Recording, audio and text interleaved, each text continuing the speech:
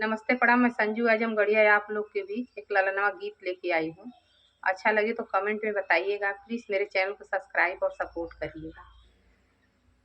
मोरे पिछुअर मारे घन बसवरिया रे घन बसवरिया रे मैना तो ताली हन बसेड़ रे ललनवा अरे मैना तो ताली हन बसेड़ रे ललनवा। सूती गई न मैना हो सूती गई न तोता अरे सूती गई न तोता अरे सूती गई न गाँवा के लोग रे ललनवा अरे सूती गई न गाँवा के लोग रे ललनवा।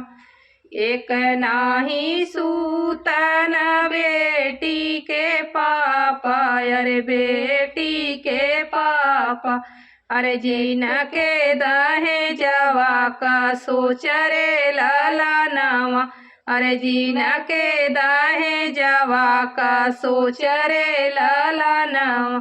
मोरे पिछुअर मारे घन बसवरिया अरे घन बसवरिया अरे मैना तो ताली हन बसेड़ रे ललनवा अरे मैना तो ताली हन बसेड़ रे ललनवा।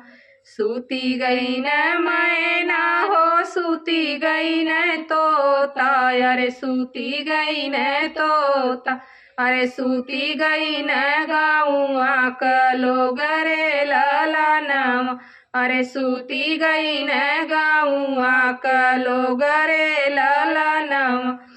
एक नाही सूतन बेटी का चाचा अरे बेटी का चाचा अरे जे करे दहे जवा का सोच रे ललनवा अरे जे करे दहे जवा का सोच रे ललनवा। मोरे पिछुअर मारे घन बसवरिया अरे घन बसवरिया अरे मैना तो ताली हन बसेड़ रे ललनवा अरे मैना तो ताली हन बसेड़ रे